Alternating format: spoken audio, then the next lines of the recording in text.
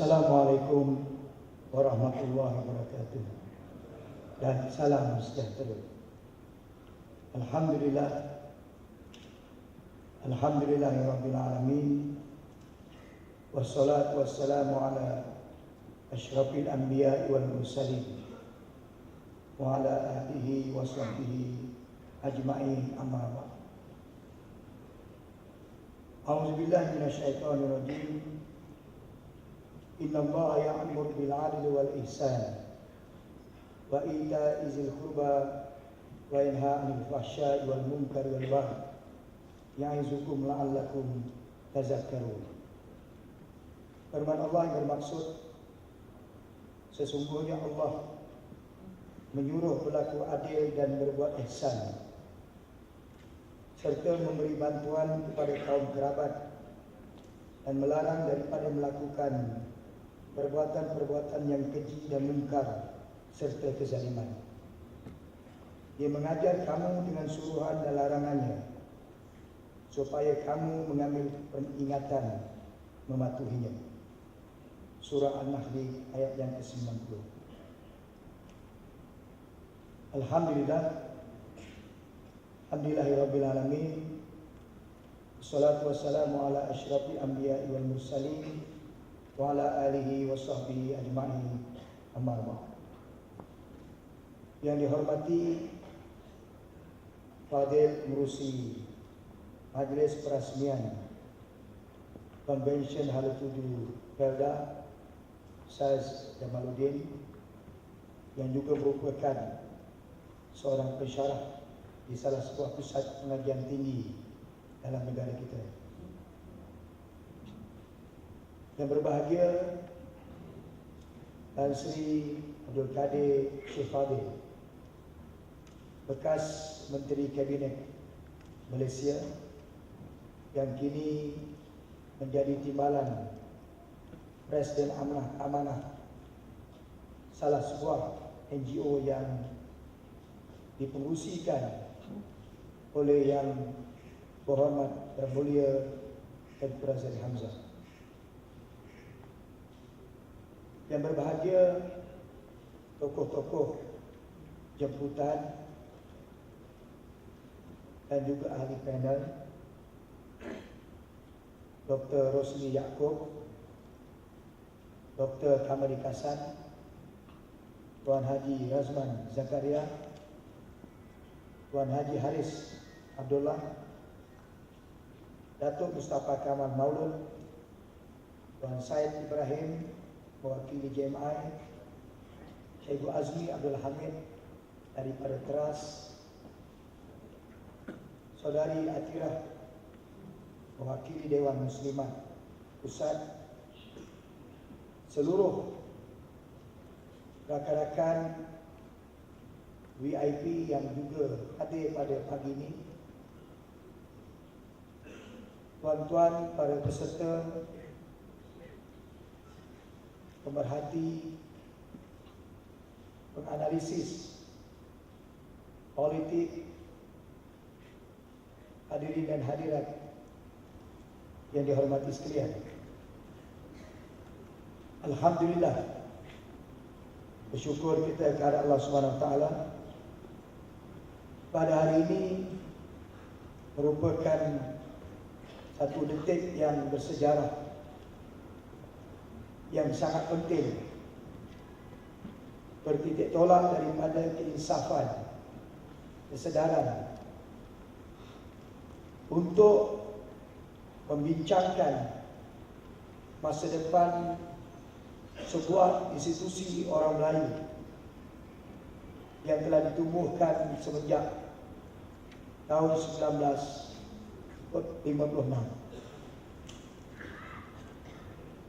Tokoh yang bertanggungjawab menubuhkan Felda oleh Ilham Tun Abdul Razak dengan matlamat menyusun semula masyarakat dan membasmi kemiskinan. Dan di belakang terdapat arkitek terdiri daripada para teknokrat Melayu, antaranya Tan Sri Taib Andak, Yang Mulia Raja Alias, yang mereka-mereka ini bertanggungjawab bersama dengan Tuan Abdul Razak, yang kemudiannya diikuti oleh Yang Berhormat Mulia Tuan Razali Hamzah pada sekitar tahun 70-an.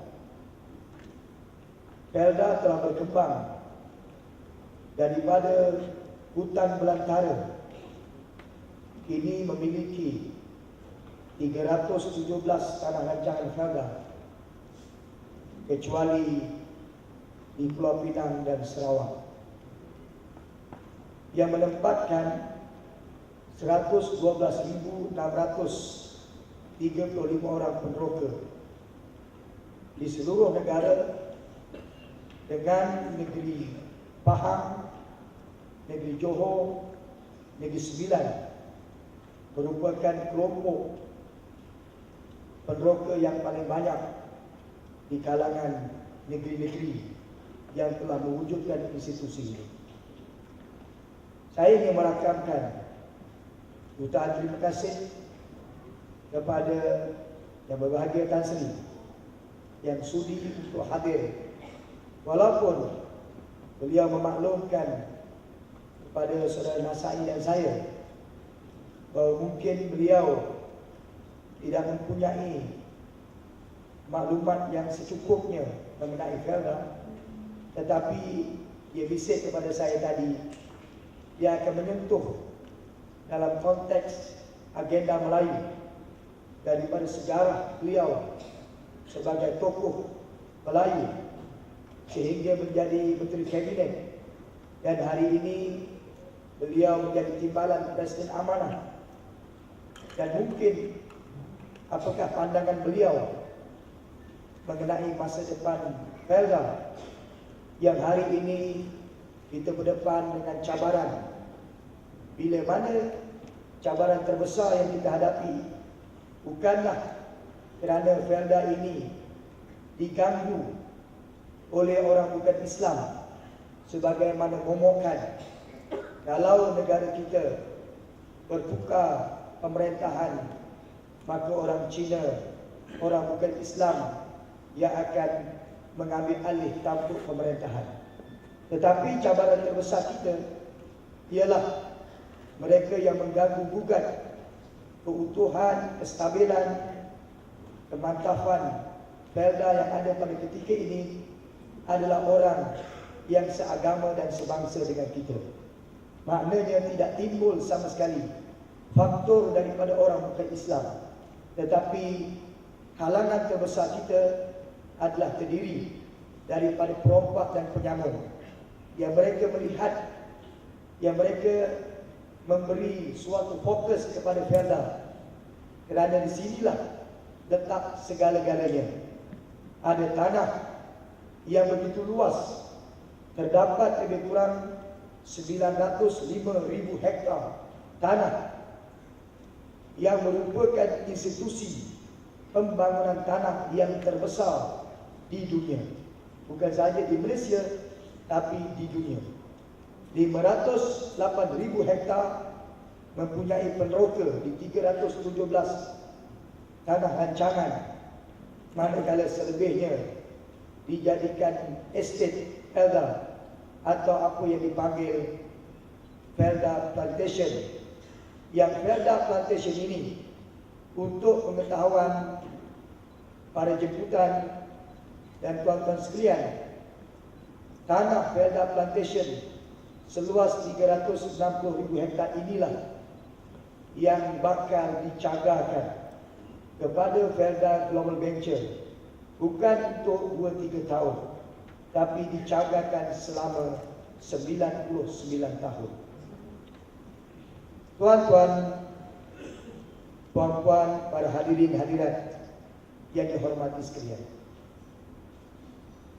pada 19 hari bulan April yang lalu,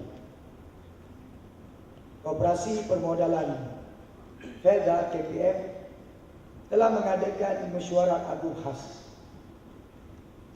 Mesyuarat Agung khas ini dihadiri oleh lebih daripada 1,200 perwakilan yang kononnya mewakili koperasi-koperasi Felda seluruh negara dan juga mewakili individu-individu yang dipilih menjadi perwakilan.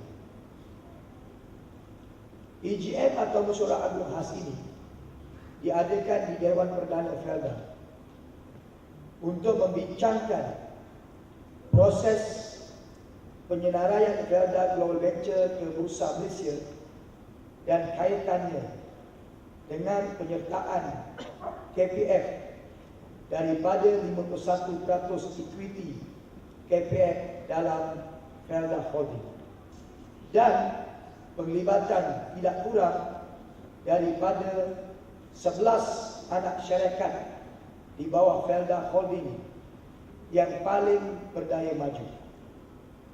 Melalui EGM ini dan laporan awal yang kita terima, EGM ini menimbulkan tanda tanya. Bukan sahaja menjadi tanda tanya kepada kita yang di luar daripada mereka yang hadir, tetapi menjadi tanda tanya kepada perwakilan-perwakilan yang datang. Kerana apa yang dibentangkan melalui usul yang dikemukakan bagi pihak KPF tidak sama dengan maksud yang difahami oleh perwakilan-perwakilan. Sehingga saya difahamkan ada perwakilan yang membangkitkan soal-soal yang cukup mengelirukan, yang ia boleh memberi kesan mudarat kepada masa depan KPF selaku koperasi yang dianggap terbesar dalam negara kita, yang perolehan tahunan daripada KPF ini mencecah 12 bilion pada setiap tahun, yang mempunyai 220,000 pemegang saham, dan daripada 220,000 pemegang saham terdapat tidak kurang daripada 66 orang daripada pemegang saham ini mempunyai saham maksimum dalam KPF, iaitu sebanyak 250,000 ringgit. Salah seorang yang berada dalam dewan ini iaitu saudara Tanggem daripada Felda Senayan. Beliau merupakan bekas tentera, anak peneroka Felda Senayan. Saham beliau dan isteri serta adik-beradiknya saja telah mencecah 1 juta ringgit. Merupakan pemegang saham yang terbesar dalam KPF. Tetapi beliau telah dihalau keluar beberapa bulan yang lalu oleh Tan Sri Isa Samad, pengurusi Felda yang bukan keluarga Felda, yang tidak mempunyai seinci pun tanah di Felda, dan saya difahamkan hanya baru beberapa bulan disahkan menjadi ahli KPF dan sahamnya dalam KPF hanya RM200 sahaja. Orang yang mempunyai saham RM200 boleh menghalau orang yang mempunyai saham RM1 juta.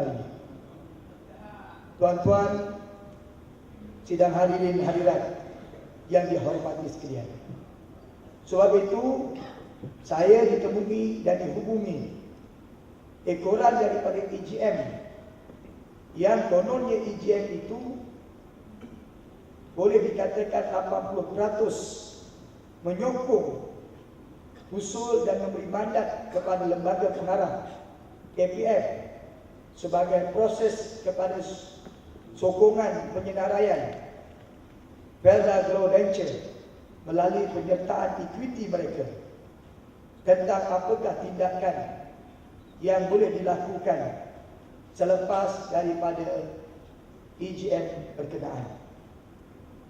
Ia berhubung dengan kenyataan yang dikeluarkan oleh Datuk Ahmad Maslan, iaitu Timbalan Menteri di Jabatan Perdana Menteri yang menjaga Felda. Kononnya dengan EGM berkenaan, peneroka-peneroka dan pemegang saham telah bersetuju dengan proses penyenaraian yang dijangka akan dimuktamadkan pada penghujung bulan Jun yang akan datang. Apakah yang patut dilakukan?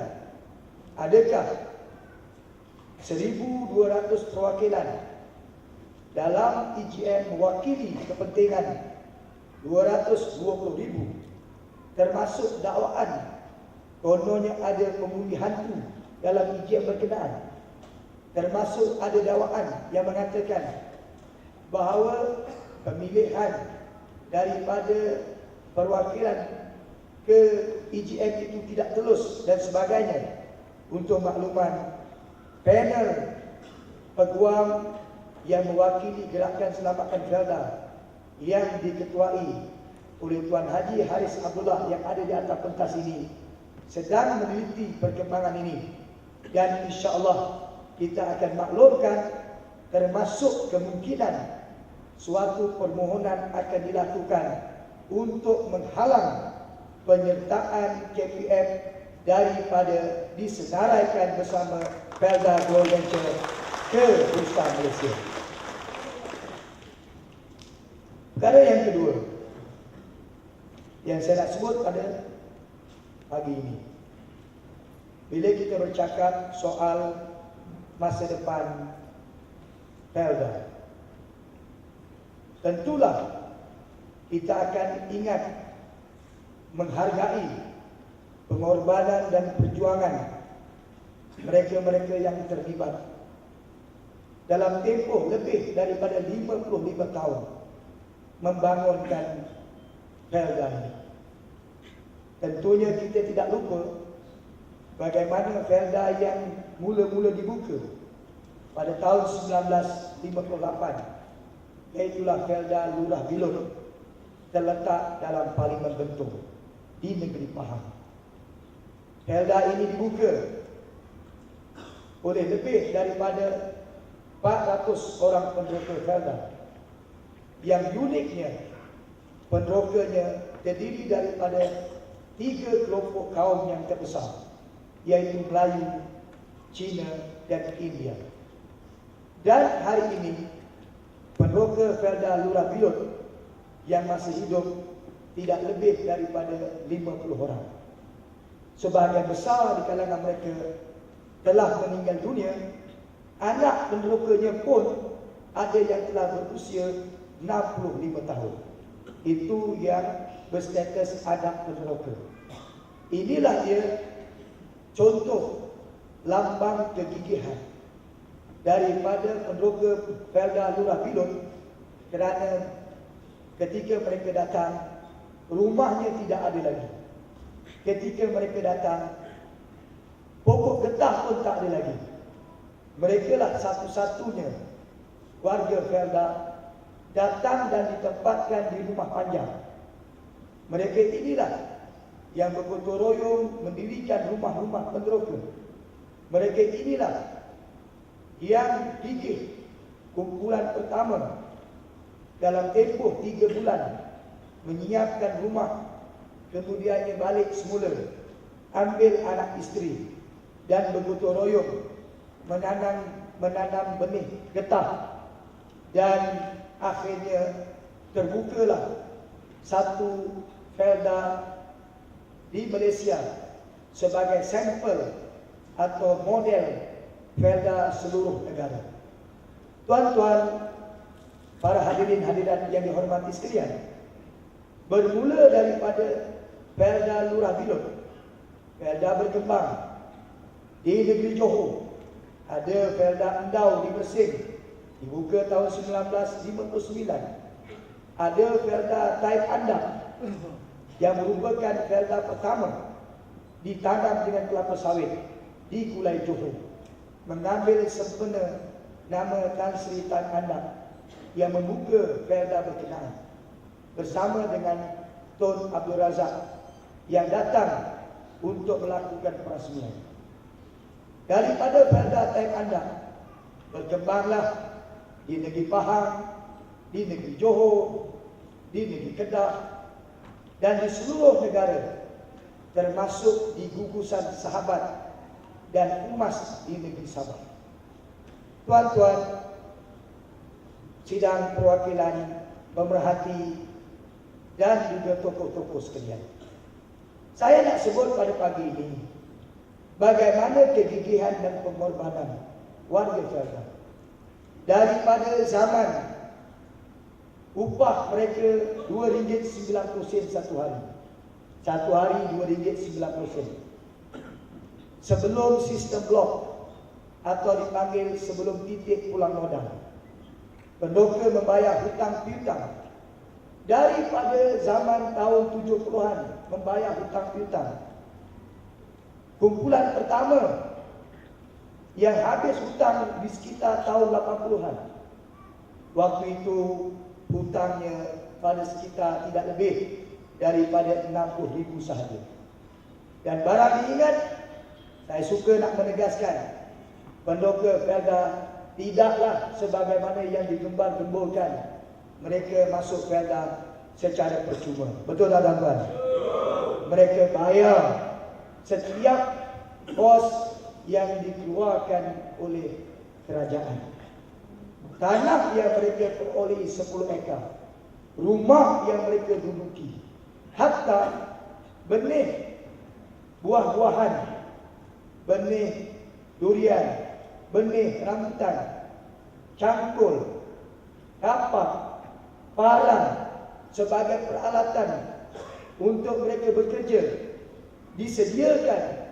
Pendoka membayarnya, hatta dikenakan interest atau bunganya. Kita sebut riba 6.25% yang tidak pernah diturunkan sampai sekarang. Kekal dalam surat perjanjian antara pendoka dengan Felda 6.25%. Mereka bayar sekurang-kurangnya untuk tempoh 20 tahun lamanya.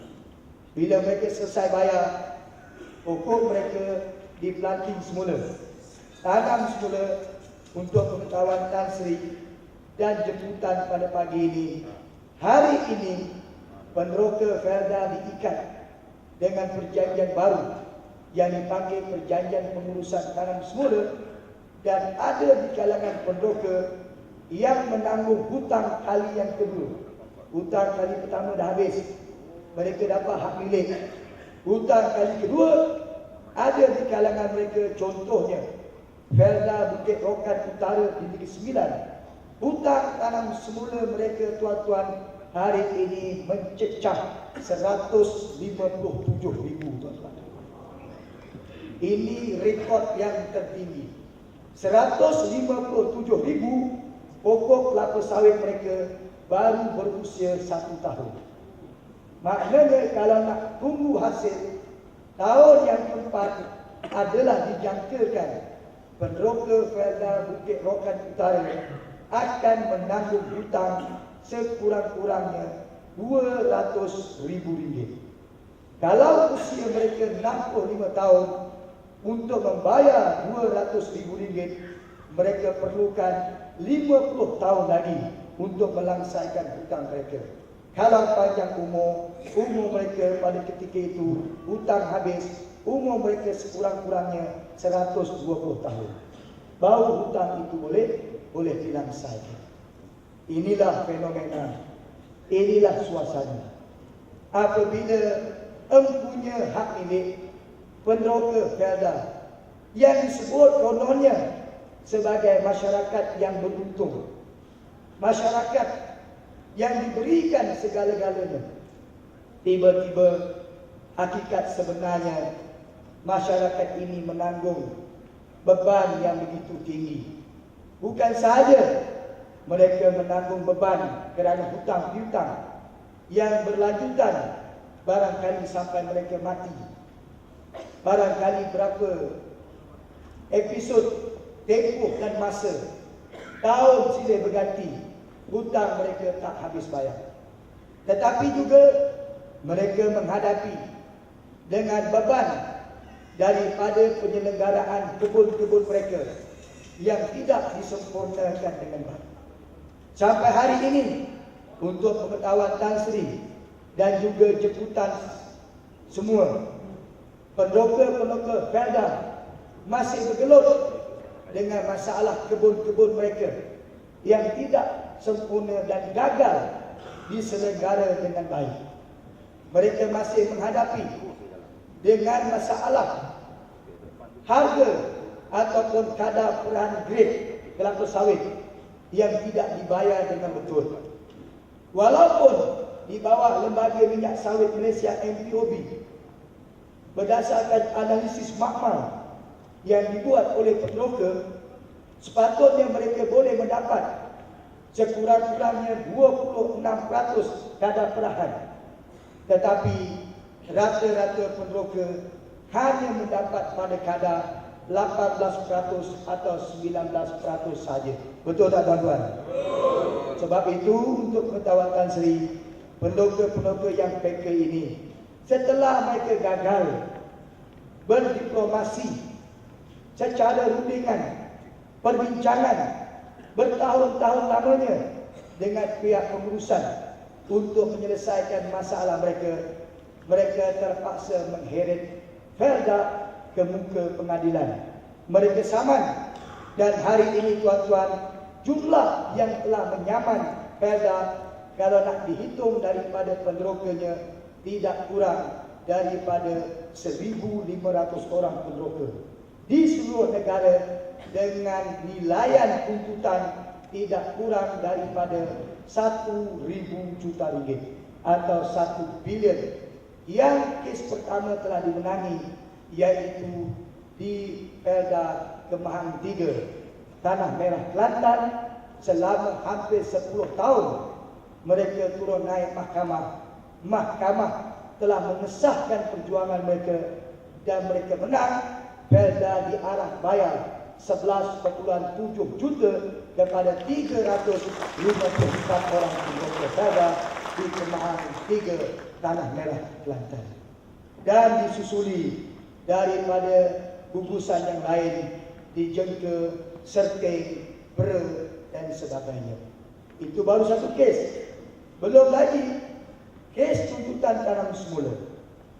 Mereka adalah penroka Felda yang dipotong pada setiap bulan sekurang-kurangnya RM40 sebulan selama 20 tahun sebagai proses persediaan mereka untuk menghadapi tanam semula 20 tahun akan datang. Dah dipotong dah. Sampai masa apabila penroka-penroka Felda terlibat dengan tanam semula, terdapat sebahagian atau kira-kira 20,000 penroka Felda yang enggan mengikuti proses tanam semula Felda. Mereka nak tuntut duit mereka sekurang-kurangnya 17,000 setiap seorang. Mereka dinafikan. Mereka juga terpaksa heret Felda ke mahkamah. Sampai hari ini kes-kes ini belum selesai sebagian besarnya di peringkat perbicaraan mahkamah. Kalau nak disebut kes-kes yang lain, kes tuntutan daripada harga batang getah yang mereka tebang, kalau nak dikira dengan kes-kes lain yang sedang berderet yang dikemukakan, untuk pengetahuan Tan Sri dan jemputan sekalian, inilah dia selengkar kehidupan yang mengheret dan menjebak penroka masalah demi masalah, yang walaupun usia mereka sepatutnya mereka dah berehat dengan anak cucu di rumah, dalam usia mereka lebih daripada usia pencen. Orang pencen umur 58 tahun rehat dah, tapi penroka Felda umur 60 tahun, 70 tahun, ada yang sampai 80 tahun belum pencen-pencen, kerana mereka bergelut dengan satu demi satu masalah. Masalah yang bukan datang daripada mereka, masalah yang datang daripada dasar yang tidak memihak kepada penroka, yang bila penroka bangkit untuk menuntut hak mereka, hari ini suasana di Felda hakikatnya bukanlah suatu suasana yang harmoni dalam erti kata yang sebenarnya. Tuan-tuan, puan-puan, para hadirin, hadirat yang dihormati sekalian, tempoh 55 tahun pengorbanan bukan sahaja datang daripada penroka, tapi datang juga daripada kaki tangan Felda. Saya dimaklumkan dalam dewan ini ada wakil Felda yang datang, ada bekas pegawai tinggi Felda yang datang, tapi mereka mohon jangan disebut nama mereka. Mereka datang, ada yang telah berjuang puluhan tahun, dah pencen 10-15 tahun yang dahulu. Terdapat juga di kalangan mereka walaupun dah pencen, tapi hari ini mereka beri motivate kepada pendoka-pendoka atas isu-isu yang ada. Artinya kita tidak boleh menafikan pengorbanan daripada 23,000 kaki tangan Felda pada ketika ini, dan mungkin yang telah pencen daripada perkhidmatan mereka lebih daripada 50-60 ribu orang. Daripada hutan belantara, mereka inilah yang menjadi pemandu, mereka inilah yang menasihati pendoka sehingga hari ini Felda berkembang dengan begitu pesatnya. Saya mohon pada hari ini kita beri tepukan sekali kepada kaki tangan Felda yang telah bertugas lumuh memandu para pendoka sekalian. Tuan-tuan, puan-puan para hadirin yang saya hormati sekalian, akhirnya pada ucapan saya pada pagi ini kita bercakap soal masa depan Felda. Ada mereka yang mengatakan bodoh kita menolak penyenaraian. Ada yang mengatakan kerajaan nak bagi duit, kita pun tak tahulah istilah yang digunakan diorang runtuh itu. Kalau dia gugur boleh makan kedai. Tapi ini semuanya bagi saya perang psikologi, dengan tujuan untuk mengelirukan pada pendoka yang saya yakin misinya adalah untuk membolehkan mereka melakukan penyenaraian di bursa Malaysia. Mereka nak ikat pendoka dengan gambaran-gambaran yang indah bahawa penyenaraian ini akan memberi impak besar kepada sosioekonomi dan juga kemajuan Felda 10-15 tahun yang akan datang. Sehingga pendoka lupa tentang nasib Felda Cahaya Baru yang 20 tahun dulu wujud ribuan tanah. Hari ini tanah-tanah Felda Cahaya Baru lenyap sekelip mata, dimiliki oleh korporat-korporat besar. Pendoka Felda Cahaya Baru, tuan-tuan nanti akan saksikan bagaimana montas akan ditayangkan air mata dan tangisan pendoka Felda Cahaya Baru. Tuan-tuan juga jangan lupa tentang nasib pendoka Felda Sungai Buaya dalam Parlimen Hulu Selangor. Jangan lupa tentang nasib Labu Johnson dan Sendayan di Negeri Sembilan. Menteri Besar waktu itu adalah Tan Sri Isa Samad yang menjadi pengurusi tuan-tuan pada hari ini. Jangan lupa tentang nasib amanah saham negeri-negeri yang dijanjikan bila dilancarkan boleh naik sampai 3-4 ringgit seunit. Akhirnya lingkuh.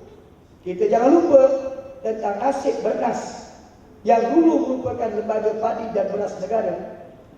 Bahkan jangan lupa tentang nasib kawan-kawan kita dalam sebuah parti politik yang mereka juga ada koperasi yang dipanggil Koperasi Usaha Bersatu, yang mungkin Tan Sri pun faham dan tahu kedudukan koperasi itu pada ketika ini.